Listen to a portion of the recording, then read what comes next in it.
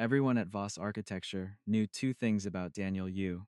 First, he was the best personal assistant in the entire building, maybe in the entire city. Second, he was completely, hopelessly, silently in love with his boss. Daniel had worked for Kian Voss for exactly 4 years, 3 months, and 11 days. He knew this because he had never stopped counting. It was one of those small, quiet things he did, like remembering Kian's coffee order: black, 2 sugars, no milk, always too hot, or knowing that Kian got headaches when he skipped lunch, or understanding that when Kian went quiet during a meeting, it meant he was not bored but thinking very hard.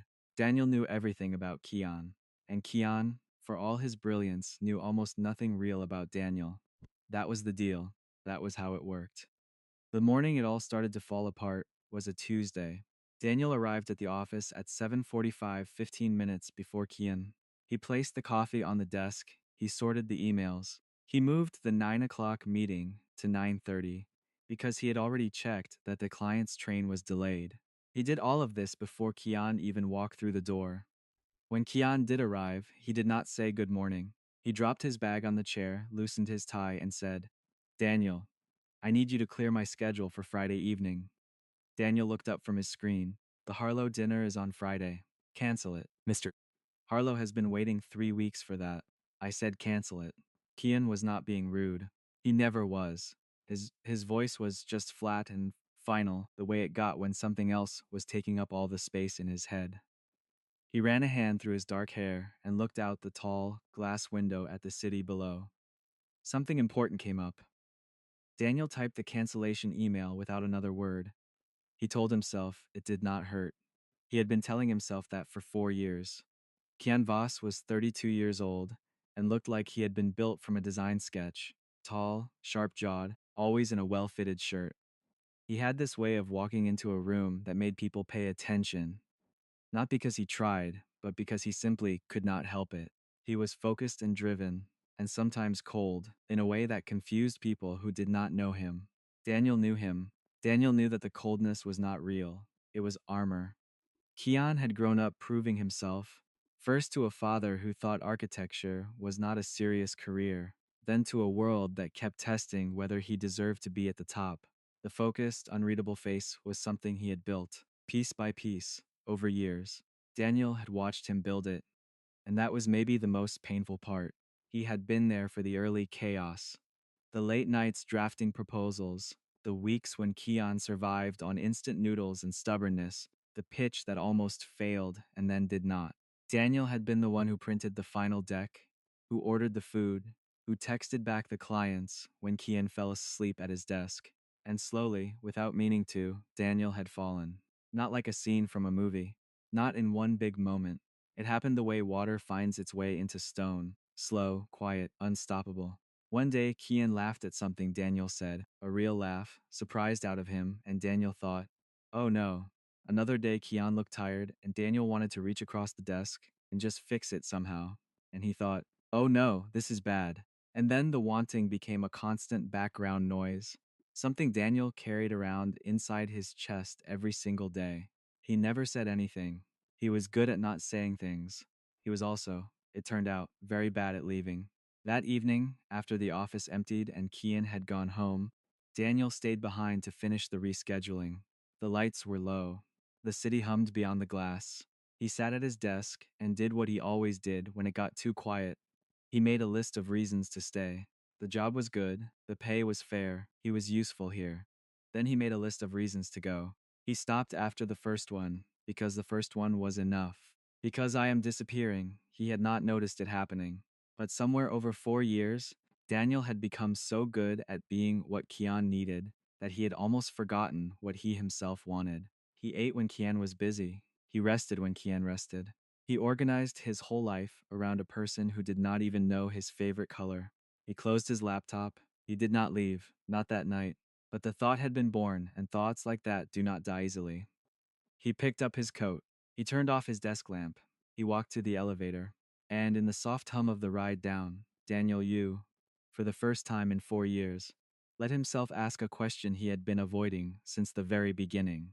What would happen if I just stopped? The elevator doors opened. He stepped out into the night. He did not yet know the answer, but he was starting to want one. The Friday that Kian had cleared so carefully turned out to be about a person. Her name was Seo Rina. She was a gallery owner, tall and elegant, with a clean sense of style and a warm, easy laugh. She had known Kian for 2 years through a mutual friend, and somewhere in those 2 years, something had shifted between them. Daniel found out the way he always found out about things, not because Kian told him, but because Kian asked him to do something. This time it was book a table at Lucerne for 8 o'clock. Private room if possible, and order flowers, white ones. Daniel booked the table. He ordered the flowers. He confirmed the reservation, arranged the car, and reminded Kian twice about the time. He did all of this with a steady hand and a face that gave nothing away. Inside, it was a different story. He had known, of course, that Kian dated. He was not naive. Kian was charming in that understated way that certain people are. Not loud about it, not trying, just naturally magnetic. There had been other names over the years, other dinners. Daniel had booked them all, but this one felt different. He could not explain why. Maybe it was the way Kian had said something important came up, not someone something. Like this mattered in a way that was bigger than the usual. Or maybe it was the white flowers. Kian had never asked for flowers before, not once in 4 years. Daniel put the receipt in the expense folder and closed the drawer. He ate his lunch alone at his desk that day, which was not unusual. What was unusual was that he could not taste anything. A week later, Kian came into the office on a Monday morning and set his bag down differently. There was something lighter about him, something that sat in his shoulders instead of pulling them down. He smiled at Daniel before he even said anything. And it was a real smile, not the polite professional version. Good morning, Kian said. Daniel blinked. In 4 years, Kian had said good morning maybe 40 times. Daniel had counted those too. Good morning, Daniel said back. Your 9 o'clock called ahead. They are running 5 minutes late. That is fine. Kian sat down, pulled up his screen, and then looked over at Daniel in that rare way he sometimes did, like he was actually seeing him, not just using him. You look tired. I am fine. You have been staying late. There is a lot to catch up on after the Harlow rescheduling. Kian nodded slowly, but he kept looking. And Daniel, who had spent years being looked at without being seen, suddenly felt deeply uncomfortable under that gaze. Take a long lunch today, Kian said finally. That is not a suggestion. Daniel opened his mouth to argue, then closed it. All right. He did not take a long lunch, he took a normal lunch. But he spent the whole time sitting in the small park 2 blocks from the office, watching pigeons and thinking about nothing and everything at the same time. Her name came up properly 2 weeks later. Kian was on the phone in his office, door slightly open, and Daniel was not listening. He was reviewing contracts, his headphones around his neck, the sound of Kian's voice just background noise. Then he heard the laugh. It was that laugh, the surprised real one, the one Daniel had catalogued on a shelf in his memory and taken out sometimes when things felt very bleak. Kian was using it for someone else. Daniel put his headphones on. He turned the volume up. He read the same contract line 4 times without understanding any of it. When Kian came out of his office 20 minutes later, he was still smiling slightly, and he said, I am going to need next Saturday blocked off completely. Personal. Of course, Daniel said. And next Sunday morning, too. Done. Kian picked up his coffee, paused. Thank you, Daniel. Seriously, I do not say that enough. And those 6 words said with such easy sincerity, nearly broke Daniel completely. Because that was the thing about Kian. He was not a cruel person. He was not careless on purpose. He just did not know. And Daniel had made very sure of that. It is my job, Daniel said. Kian looked at him for one moment too long, then nodded and walked back into his office. Daniel turned back to his screen. He told himself it was fine. He had been telling himself that for 4 years, 3 months, and 25 days, he was running out of ways to believe it. The first crack appeared the following Thursday. Daniel was filing the weekend itinerary. He had booked a hotel stay upstate, breakfast reservation included, 2 guests, when Kian stopped by his desk and said, without looking up from his phone, By the way, I may have some news soon. Good news. I wanted you to hear it from me first. Daniel looked up. What kind of news? Kian smiled at his phone, at something on his phone, in that soft way that meant it was about her. Soon, he said, and walked away. Daniel sat very still for a long moment. Then he opened a new document. He did not know what he was going to write. He just needed somewhere to put all the things he could not say out loud. He typed one sentence. I think I am finally going to have to leave. He stared at it. Then he closed the document without saving it. Not yet, but soon. Soon was starting to feel very close. It was a Saturday in early November when Kian Voss got engaged. Daniel knew it was coming. He had, after all, arranged the entire day. The vineyard reservation upstate, the private outdoor terrace, the arrangement with the restaurant manager to have the ring box waiting under the dessert cover. He had even confirmed the weather forecast 3 times to make sure it would not rain. He had planned it so well, he just had not planned what it would feel like to watch it happen. He was not there, of course. He was in the office because Kian had asked him to hold the weekend in case any last minute details needed handling. That was the kind of assistant Daniel was: available, reliable, always there. So he sat at his desk on a Saturday in an empty office and he waited. At 7:14 in the evening, his phone buzzed. It was a message from Kian. She said yes, 3 words. Daniel read them once, then again. Then he set the phone face down on his desk and looked at the ceiling for a very long time. The office was completely silent. Outside the window, the city moved on, indifferent and bright. Cars below, lights blinking, people going somewhere the world had no idea and did not care. Daniel picked up the phone again. He typed, "Congratulations. I am very happy for you." He sent it before he could think too carefully about whether any part of it was true. On Monday morning, Kian came in and looked genuinely different. Not in his appearance. Still the same pressed shirt, same careful hair. But something behind his eyes had settled. Like a question he had been carrying for a long time had finally been answered. He called the whole team together in the main meeting room. 12 people crowded around the long table and announced it simply and cleanly. Most of you will find out through the usual channels, he said, almost dry about it, which made people laugh. But Seo, Rena, and I are engaged. I wanted to tell you all directly. The room filled with noise. Congratulations, applause, someone popping open a small bottle of champagne that appeared from somewhere. Kian smiled properly, genuinely, and shook hands and accepted the noise with a kind of quiet pleasure. Daniel stood near the back of the room and clapped with everyone else. He was very good at this, at standing near the edge of things and making sure no one noticed him. One of his colleagues, Mira, from the design team, leaned over and said, "You must have known for ages, right? You know everything about him." Daniel smiled. "He keeps his personal life private." Still, she studied him for a second, curious. "Are you okay? You look a bit pale." "I did not sleep well," Daniel said.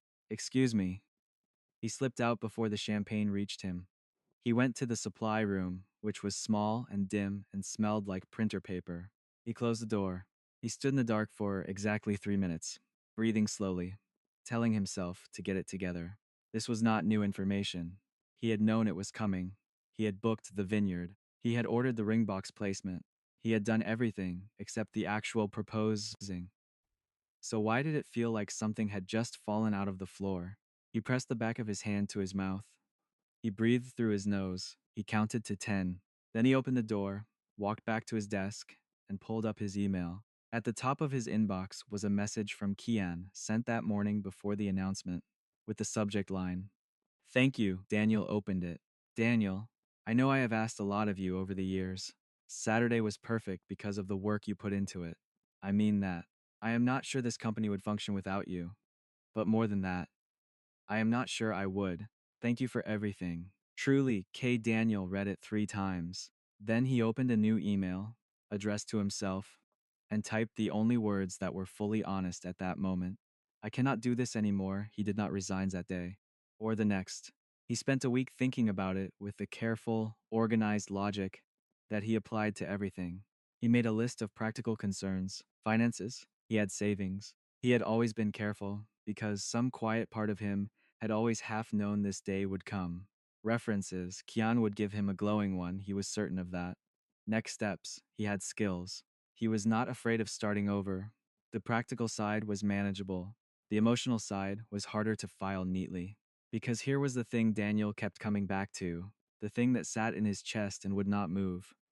He did not hate Kian. He could not. Kian had not done anything wrong. He had never made a promise he did not keep, never led Daniel anywhere, never once looked at him the way Daniel had looked at him. Kian was not the villain of this story. He was just a man who did not know, and Daniel had made very sure of that. That was the part that hurt the most. Not the engagement, not Seorina, not even the white roses or the she said yes text. It was the fact that Daniel had spent 4 years choosing silence, and now he would spend the rest of his career, maybe his life, wondering what would have happened if he had chosen differently. He closed his laptop on Friday evening. He stayed at his desk for a long time. Then he opened his drawer and took out a single sheet of paper. He began to write, "Dear Mr. Voss, please accept this letter as my formal resignation. Effective 2 weeks from today," he stopped. He looked at the words. He put his pen down. He went home. He did not sleep. He came back the next morning. He picked up the pen and he finished the letter. The letter sat in Daniel's drawer for 3 days before he gave it to Kian. He had written it cleanly, professional, polite, with 2 weeks' notice, and a thorough offer to help with the transition. He had not put a real reason in it. He had written pursuing other opportunities, which was what people wrote, when the real reason was something they could not explain in a formal document. He read it every morning when he arrived. Then he put it back and went to work. On the third day, Kian asked him to stay after hours to go over the upcoming project proposals. They sat in Kian's office, 2 chairs pulled to one side of the desk, papers spread between them. The city lit up slowly outside the window as the evening came in. This was something they had done hundreds of times. Just the two of them, working through things, Kian's voice low and focused, Daniel's notes neat and fast. Daniel had always loved this, the quiet closeness of it, being trusted with the hard thinking. He looked at Kian, who was marking something on a diagram with that slight frown he got when the numbers did not sit right. This man had no idea. The thought settled in Daniel's chest like a stone. He has absolutely no idea. What do you think about shifting the timeline on the Meridian site? Kian asked without looking up. Daniel told him his thoughts. Clearly, efficiently, correctly. Kian listened, nodded, made notes. When they finished, Kian leaned back and said, "You are always right about these things." "Not always." "Close enough." He looked at Daniel with something tired but warm in his expression. "I was serious, what I wrote in that email. You have kept this place standing more than once. I hope you know that." Daniel reached into his bag. He took out the letter. He set it on the desk. Kian looked at it, then at Daniel, then back at the letter. He did not pick it up immediately. He just looked at Daniel with a very still expression that was hard to read. "What is this?" he said. It was not quite as a question. "My resignation letter." Silence. Kian picked it up. He read it. Daniel watched his eyes move across the page, slow and careful, the way he read everything that mattered. His jaw tightened slightly. That was the only thing that moved. When he finished, he set it down. 2 weeks, Kian said. Yes, other opportunities. Yes. Kian looked at him directly. Is that the real reason? Daniel held his gaze. Does it matter? Yes, Kian said, simply and immediately. It matters to me. Daniel was quiet for a moment. Then he said very carefully, I need a change. 4 years is a long time. I think it is the right moment. Kian did not look convinced, but he also did not push, which was what Daniel had counted on. Kian was good at reading people, but he had always had a specific blind spot, and that blind spot had a name, and the name was Daniel. I will not stop you if this is what you want, Kian said. His voice had gone a little flat, not cold, just contained. But I want you to know that this company loses something real when you go. Thank you, Daniel said. That is not what Kian stopped. He pressed his lips together. Okay. He picked up the letter and held it for a moment. 2 weeks, he said again. 2 weeks, Daniel confirmed. He picked up his bag. He stood up. He walked to the door. Daniel. He stopped. Are you sure? Kian asked. It was such a quiet question, no pressure in it. Just genuine, plain asking. And that was the hardest thing because it was so like Kian to ask like that, and it was so like Daniel to have memorized every version of Kian's voice. And this one was the soft, worried one that he had heard maybe 6 times in 4 years and had been hoarding ever since. Yes, Daniel said. He walked out. The next 2 weeks were strange in a way Daniel had not expected. He had thought it would feel like a countdown, each day bringing him closer to the exit. Instead, it felt like everything had been turned up slightly louder, like his senses had been sharpened by the knowledge that this was ending. He noticed things: the specific slant of afternoon light through the office windows, the rhythm of the printer down the hall, the particular way Kian drummed his fingers on the desk when he was waiting for a call. He was memorizing it all without meaning to. Kian, for his part, was odd in a way that was hard to name. He was not distant; if anything, he was slightly more present. He stopped by Daniel's desk more often than usual. Not for work things, always, sometimes just to say something small, point out an article he had read, mention a problem he was turning over in his head, like he was stretching the time out. Daniel let him. It was probably the worst thing he could have done for himself, but he let him. On day 11, Myra from design found Daniel in the break room and said, in her direct way, "Kian looks terrible." Daniel looked up from his coffee. "He looks fine. He looks like someone took something from him." She studied Daniel. "You know, in my experience, when a person resigns right after their boss gets engaged." "Mira." She raised her hands. "I am just saying what I see. Please do not." She was quiet for a moment, then softer. "Are you okay?" "I will be," Daniel said. And for the first time, he actually believed it slightly. She nodded. "Good, because you deserve to be." He looked at his coffee. He did not say anything, but something in him, some small, stubborn part, held on to those words and did not let go. The last day arrived the way last days always do, without warning, even when you have been counting down to it. Daniel came in at 7:45. He made Kian's coffee out of habit, and then stopped halfway through and set the cup down. He looked at it for a moment. Then he made it anyway. It was the last one. He could make the last one. He had packed up his desk quietly over the past week, taking small things home a little at a time so it would not look dramatic. Now the desk was nearly clear: a notepad, his computer, a small plant he had brought in 3 years ago and was planning to take home today. The office filled up slowly. People came by his desk all morning, some with cards, some with awkward hugs, some with that look people get when they cannot quite believe something is actually ending. The team from the lower floor sent up a cake, which made Daniel feel strange in a grateful, heavy way.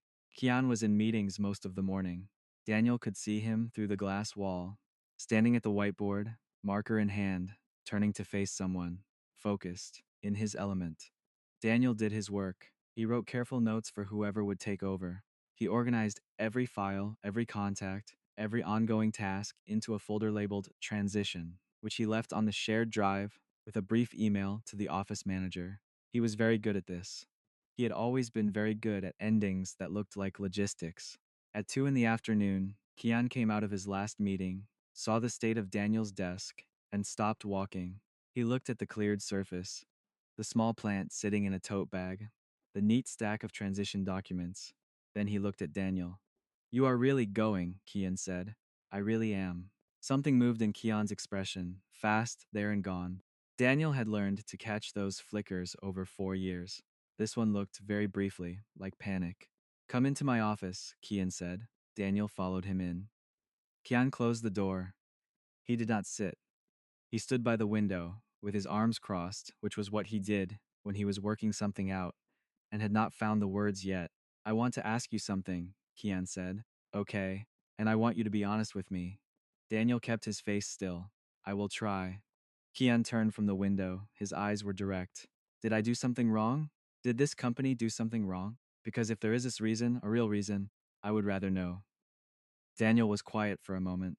"No," he said. "You were a very good employer, Kian. I mean that." "Then why?" "I told you. I need a change. 4 years is not that long. For some people it is." Kian looked at him, really looked, in that way he rarely did, like he was trying to find something he had misplaced. "I feel like I am missing something," Kian said. "I feel like there is a piece of this that you are not telling me." Daniel picked up his bag. He looked at Kian, and for one single terrifying moment, he thought about saying it. All of it. The coffee orders and the memorized laughs. The list he had made with, "Because I am disappearing," at the top. The 4 years of standing close and saying nothing. All of it. He looked at Kian's face. He thought about Seorina. He thought about, she said yes. He thought about what telling the truth now would accomplish. It would not undo anything. It would not change anything. It would only make Kian feel terrible, and it would take away the one clean thing Daniel had left his exit. There is no peace, Daniel said. I promise. Kian stared at him, then slowly, he nodded. All right. He extended his hand. Daniel shook it. Kian's grip was firm and held a beat too long before it let go. You can always call me, Kian said. If you need anything. References, contacts, anything. I know. Thank you. Daniel picked up the plant. He walked to the door. Daniel, Kian said one more time. Daniel stopped. He did not turn around. Take care of yourself, Kian said, quietly. Please. Daniel closed his eyes for 1 second. You too, he said. He walked out of the office. He walked to the elevator. He pressed the button. He watched the doors open. He stepped inside. And this time, when the doors closed behind him, the question he had asked himself weeks ago in this same elevator, what would happen if I just stopped? Finally had the beginning of an answer. He did not know where he was going. He did not know what came next. He was 30 years old and starting over with a bag of personal items and a small plant and 4 years of love that had never found a home. But he was moving, and moving, he told himself, was enough for now. The lobby of the Voss Architecture building was busy at 3 in the afternoon. Couriers, clients, staff. Daniel passed through it all and pushed open the front door. The November air was cold and clean. He took one breath, then he walked. He did not look back. That was the hardest thing he had ever done. And he did it. The first week without Kian was the strangest of Daniel's life. He woke up at 7 every morning out of habit, then remembered. He reached for his phone to check work emails, then remembered. He started making a second cup of coffee before he caught himself. Muscle memory is a slow thing to undo. He had sublet a small apartment across the city while he figured things out. It was nothing like his old place, smaller, with one window that looked into another building and a kitchen the size of a large closet. But it was quiet, and it was his, and there was no one in it whose feelings he needed to arrange himself around. He spent the first week doing nothing productive and letting himself feel that. He cooked things he had never had time to cook before. He read books he kept starting and never finishing. He called his younger sister for the first time in months and talked for 2 hours about nothing in particular. And she said at the end, You sound different. And he said, Good different or bad different? And she said, Lighter, like something put you down. He thought about that for a long time after. He found a new job in the third week. It came through a former colleague, a small design consultancy looking for an operations manager. Less prestige than Voss Architecture, significantly less stress. The kind of place where people ate lunch together and left at 5. Daniel said yes before he finished reading the offer letter. He started on a Monday. His new office smelled like coffee and old wood, and had a window that faced a small courtyard where pigeons gathered at noon. His new boss, a woman named Cho Hai-jin, who was extremely organized and extremely kind, shook his hand and said, We have heard very good things about you. Daniel smiled. I will try to be useful. We do not use that word here, she said pleasantly. You are a person, not a tool. Just do good work and go home on time. Daniel blinked. He went home on time that day for the first time in 4 years. He sat on his small balcony in the evening air and ate a meal he had cooked himself and did not check his phone. It was, he realized, a very peaceful feeling. Unfamiliar, but peaceful. He did not think about Kian. He told himself this firmly every morning. He was very disciplined about it. He thought about Kian constantly. Not in the sharp, painful way of the first days, more like the way you notice a bruise. You do not always feel it, but when you press in the right place, it is still there. He heard from Mira 2 weeks in. She texted to say she missed having him around, and that the new assistant had already reorganized the filing system, and everyone was upset about it. He laughed at that, genuinely, for the first time in a while. He did not ask about Kian. Mira did not mention him. Then, at the end of the month, a message came. It was from an unknown number. He almost did not open it. This is Kian. I got a new phone. I hope you are well. Truly, Daniel stared at it. He put his phone down. He picked it back up. He typed, I am well, thank you. He stared at what he had written. Then, before he could stop himself, he added, How are you? He sent it. He put the phone across the room. He went to brush his teeth. He told himself not to care what the response was. He came back and checked the phone immediately. Honest answer? Strange. The office is not the same. But I think that is something I needed to learn. Daniel sat down on the edge of his bed. What did you need to learn? He wrote. A pause. Longer than the others. Then, that I was relying on you for more than work. And that it was not fair to you. Daniel read that 3 times. His chest did a complicated thing. He did not know how to respond to that. He sat with it for a long time. The message glowing on his phone screen, the city sounds coming through the window, the pigeons on the balcony railing outside. Finally, he typed, "It is okay. I stayed because I wanted to." Another pause. Why did you really leave, Daniel? And there it was again, that question. The same question, reaching through a new phone number and 6 weeks of silence to find him in his small apartment across the city. His fingers hovered over the keyboard. He thought about honesty, about what it would cost, about what Mira had said, "You deserve to be okay," about his sister saying, "Lighter," like something put you down. He thought about Rena. He thought about the engagement. He typed, "Because I cared about you in a way that was not good for me, and I needed to take care of myself." He put the phone down. He did not sleep well. But in the morning, when he checked the screen, Kian had replied, "Thank you for telling me. Can I call you?" Daniel closed his eyes. He thought for a long moment, then he typed back, "Yes." Kian called at 8 o'clock that evening. Daniel had spent the entire day preparing himself. He had told himself very firmly what this call was: a conversation between two professional adults, a closing of a chapter, nothing more. He answered on the second ring. "Hi," Kian said. "Hi," Daniel said. There was a small silence, not uncomfortable exactly, more like both of them standing on opposite sides of a door, deciding whether to open it. "I've been thinking about what you wrote," Kian said, "about caring in a way that was not good for you." "Kian, let me say this." His voice was quiet but steady. "I have been going over 4 years in my head, and I keep finding things, small things, that I did not understand at the time." Daniel sat very still on his couch. "I was not a fair person to you," Kian said. "Not because I meant to be unfair, but because I was careless. I took your time and your effort, and I gave you my trust and my professional respect, and I told myself that was enough, and I do not think it was." "You did not owe me anything else," Daniel said. "I knew what the job was. Did you?" Kian's voice had something careful in it. "Or did you stay because you were hoping for something I was not offering?" Daniel opened his mouth, closed it. "You do not have to answer that," Kian said. "I was not hoping," Daniel said. "I was just existing near you." "It sounds pathetic." "It does not sound pathetic," Kian said immediately. "It sounds like something that must have been exhausting." Daniel laughed, brief and a little ragged.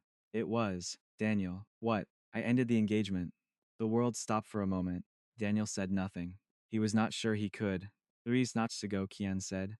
"Before I got the new phone, before I messaged you, I ended it." "Why?" Daniel said. It came out barely above a whisper, a long pause. "Because I was building a life with someone who was right in every reasonable way," Kian said slowly. "And the whole time, something in me kept asking a different question."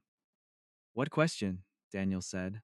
Another pause. Longer. Like Kian was holding the words, checking their weight before letting them go.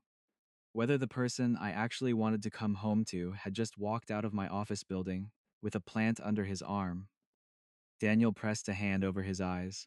He sat in his small apartment with the city outside his window and 4 years of everything pressing against the inside of his chest, and he breathed. "You cannot say that to me," Daniel said finally.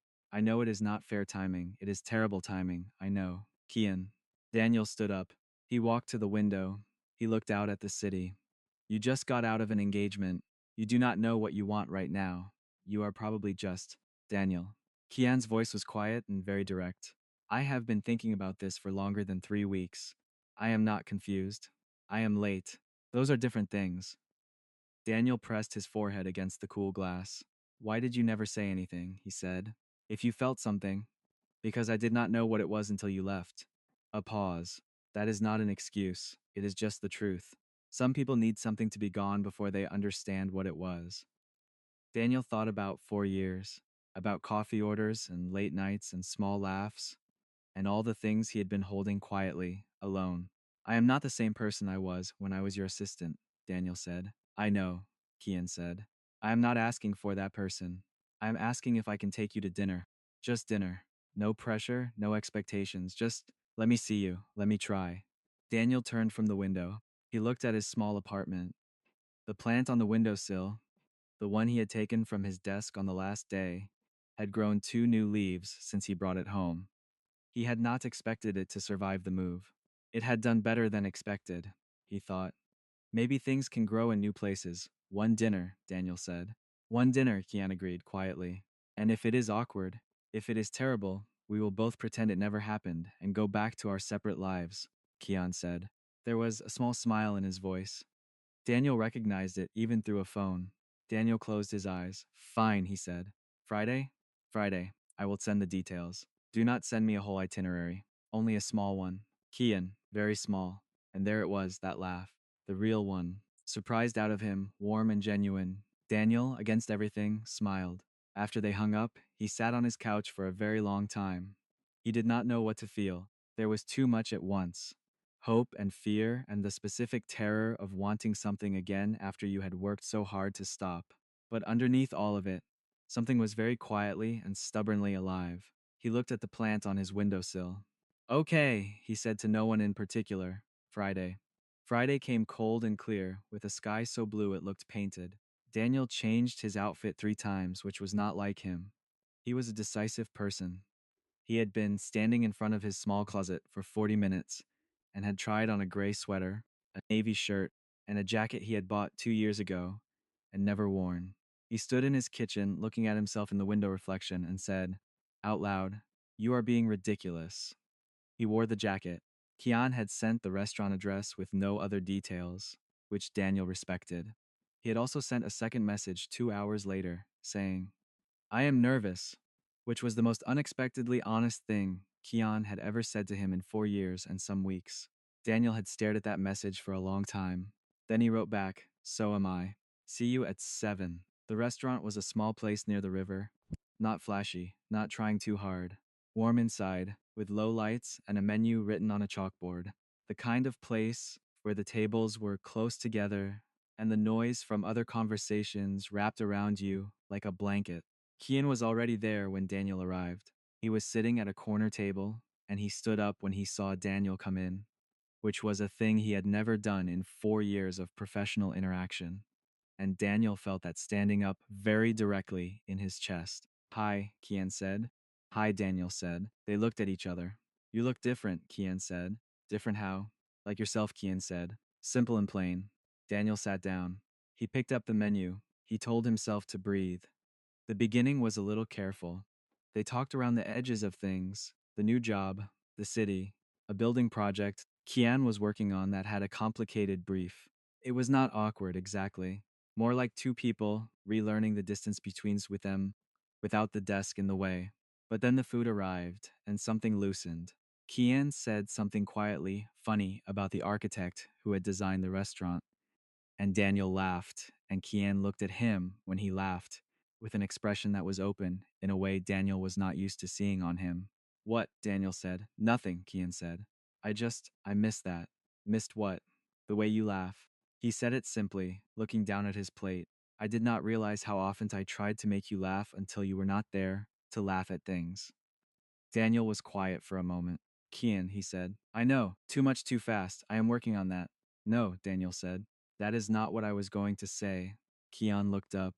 Daniel folded his hands on the table. He thought about 4 years. He thought about the letter he had written to himself, the one that started with, Because I am disappearing. He thought about his sister saying, Lighter. He thought about the plant with 2 new leaves. I was in love with you, Daniel said. For most of the time I worked for you.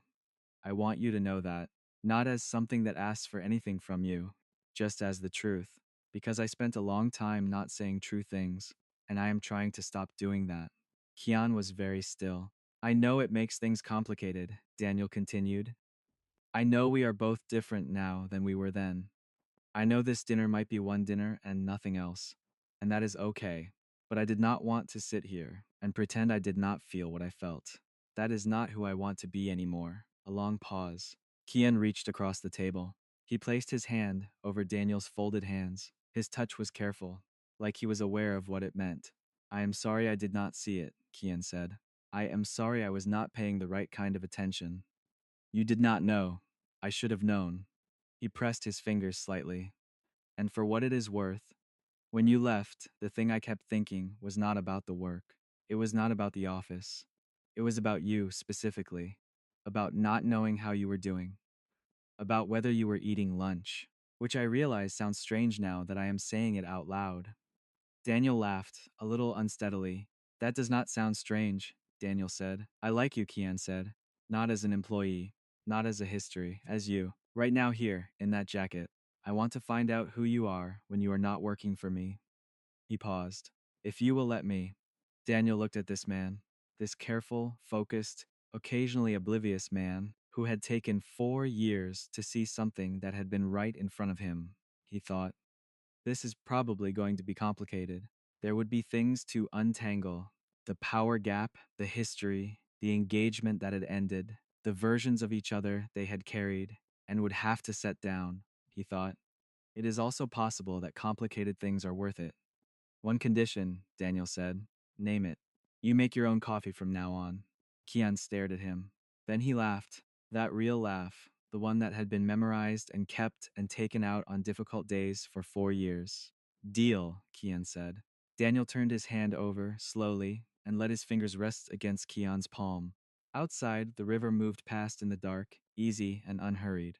Inside, the other conversations continued, and the warm lights stayed low, and neither of them moved to check the time. They talked for 3 hours, about real things, about what they wanted, about the people they had been and the people they were trying to become, about architecture and books and the small plant on Daniel's windowsill, about all the things that had lived quietly under 4 years of professional distance and were now, slowly, carefully, being let out into the open. When they finally left, standing on the pavement outside the restaurant, the cold air sharp around them, Kian said, Can I see you next Friday? Daniel looked at him. Yes, he said, and it was the most freely he had ever said yes to anything.